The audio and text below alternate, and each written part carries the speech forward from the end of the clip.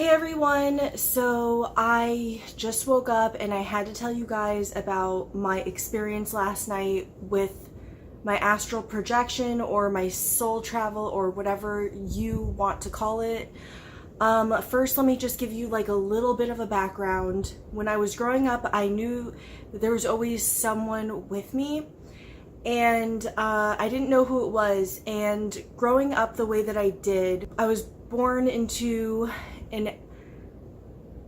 a very bad environment with abuse and substance abuse, and moving from California to Florida in a very traumatic way.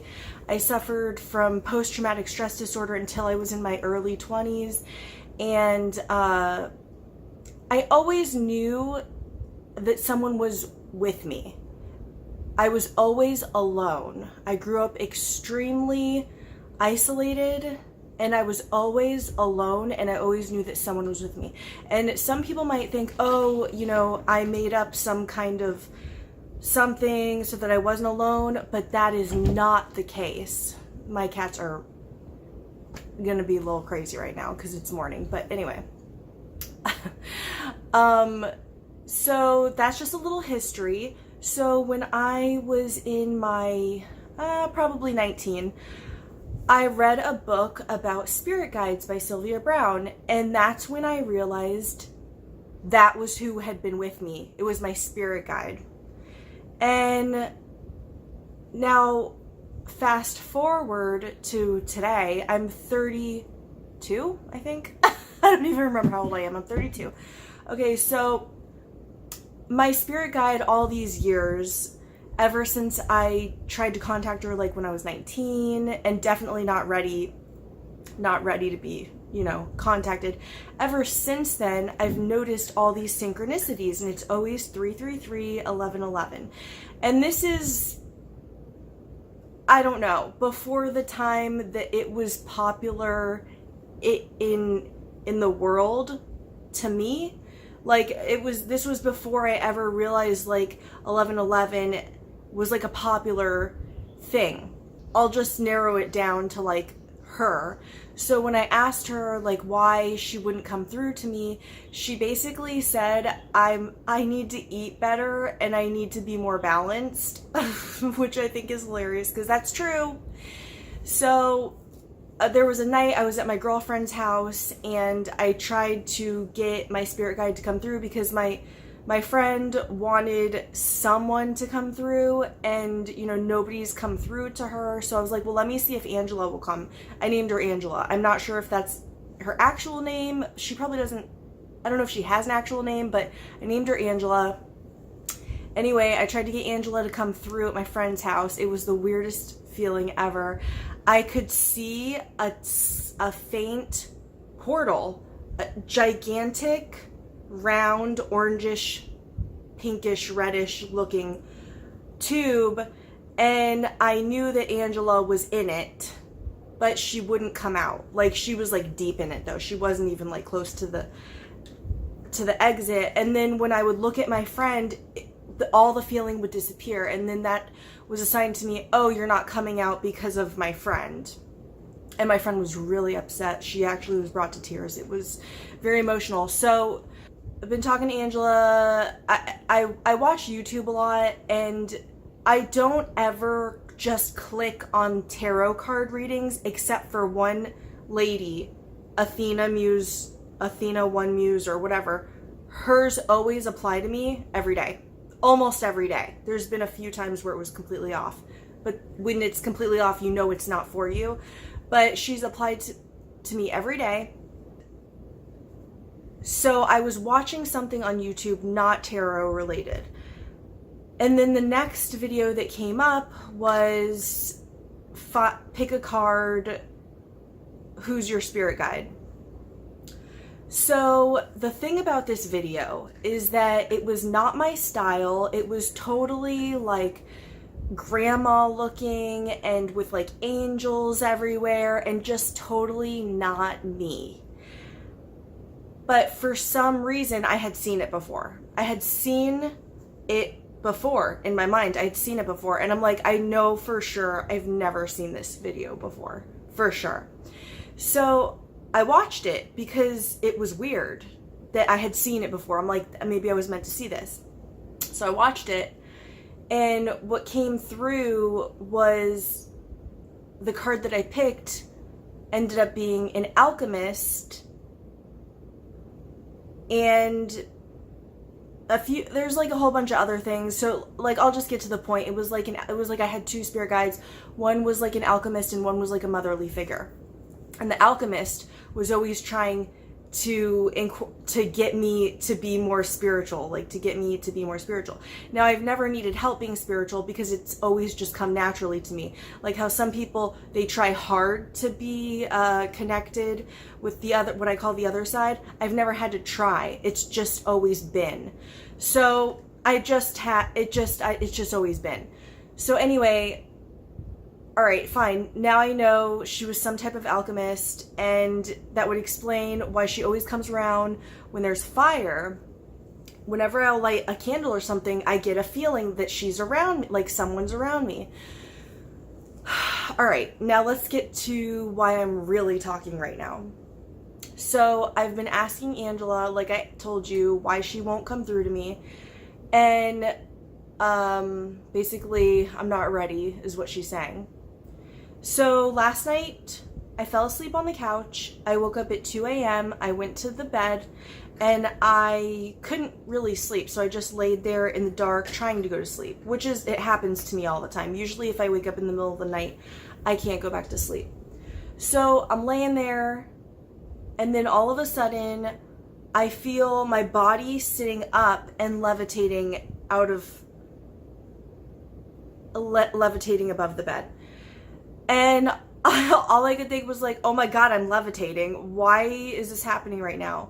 And then I looked over to my husband and I said, grab my hand. And he said, I couldn't. But he didn't say it with his mouth. It must have been through the mind. So all of a sudden, I'm just like, if you know what like a roller coaster feels like, I was just like lifted up like a roller coaster. And it's that feeling of like, oh my God.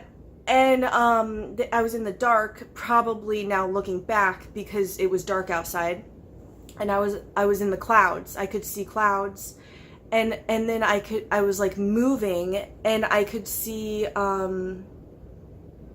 like you're in an airplane. Like I could see, but higher up. I could see like the earth.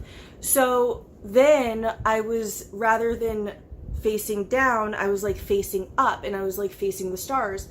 And all of a sudden there's like these blue streaks, like dark blue, magical looking streaks in front of me. And then like kind of a face and hands like this. And I thought it was Angela. I knew it was Angela.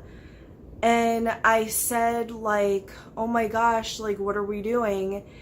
And she just was in front of me, kind of like, you know, just like happy. And I was happy. And I was like, show me your face. And then so she started to show me her face more. And that's when I realized that I guess she doesn't really have a face because she's just a streak of energy. So she had to create a face and hands. That was the moment that I just realized, okay, wait, I guess she doesn't actually have a face. She's just energy. So, like we all are, but we're in bodies, so we have a body look. Anyway, I was like, okay, that's good. Like, cause I was just kind of like, okay, like I get it. And then she was holding her hands like this. So I put my palms to her palms, and we started flying like really, really fast. And it was so beautiful, and it was so crazy. So she took me around parts of the world. I don't know where I was, but we were looking at like waterfalls and rocks and just like mountains, and it was beautiful. And I can't remember everything because it was for longer than what I remember. Then what did we do? Oh, okay. Then she took me to Egypt, which I've always had this fascination with Egypt. And when I went one time to a King Tut exhibition, I knew I definitely had a past life in Egypt. So anyway, she took me to Egypt, and it was not what you would typically think of when you think of Egypt. It was actually like this gigantic, like, rock mountain, like beige, you know, like sandy rock mountain, huge. And then in front of it was like this gigantic building that was like curved, but it was like a regular building, but it had like a curve, like it wasn't from this time. And then there was this big stone sign with hieroglyphs on it, like it was describing the building. And I remember looking at it and thinking, wow, that's weird. I've never seen anything that looked like that before. I wonder if that's where Angela worked when she was a scientist in Egypt at that time. Like, it just like hit, like that thought that I just told you just like hit me, like she must have worked there. So then we went back into space, and she was taking me higher, and the feeling was that roller coaster feeling again, but different, like higher, like lighter, like I'm leaving the earth. And at that point I started to get scared because I didn't know what we were doing, because she never actually talked, and all I could think of was that, boo-boo, stop it. All I could think of was that I'm pregnant and my body has my baby in it. So I said, stop, stop, stop. And it didn't stop. And I'm like, no, please stop, please stop, please stop. And then finally, I went back down, and then I woke up and I had like that tingly sensation. But I don't think I was ever fully asleep. That's the weird thing. Because when first of all, this has never happened to me before. But when I've sleep traveled before, I was always 100% asleep. And then when I woke up, I remembered it as a dream, but I knew that it wasn't a dream. This was different. I was awake, okay? I was at least half awake. So I came back down into my body, and then I woke up, and then I had that tingly sensation, and I looked over at Ariel, and he was sleeping, and I was like, ooh, that was crazy. So, but I was tired, and then so like I started going back to sleep, and then I started levitating out of my body again. And I said, Ariel, grab my hand. And I remember seeing a hand and then trying to grab it. And then I woke up, and then like I was like, okay, like please stop. And then I started going back to sleep again, and then it started happening again. And and I said out loud, please let me have a human dream. Let me have a normal human dream. Please, like no more. So, and then my cat was somehow in my bedroom and made a huge noise and woke up Ariel. And then I asked Ariel, please hold my hand. And so he held my hand, and then I went to sleep, and it was a normal sleep. So, that was crazy, you guys. That was crazy. And I don't even care if someone who shouldn't see this video sees this video and is like, God, that girl's crazy. I don't care what you think. It is true. And I have been asking my spirit guides and also I kept hearing Danielle, because I kept saying Angela, like that was crazy. And then I heard Danielle. And I'm like, Danielle, like, is that my other spirit guide? So I'm a little confused about that. I don't really know. All I know is I kept hearing Danielle. Maybe Angela's name is Danielle. Or maybe it was Danielle. I don't know. I wasn't expecting Angela to be a blue energy. So maybe it was a different, boo-boo! So maybe it was a different energy, but, okay, hang on. There was something else I wanted to say.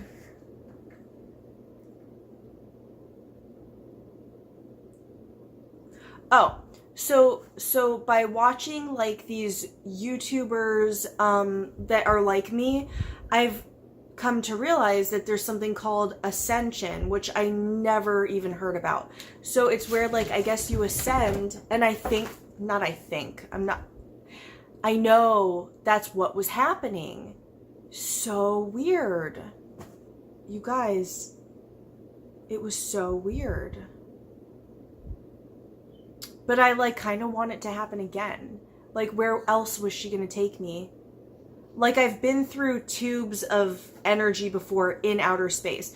Through, in my dreams, in my dream state.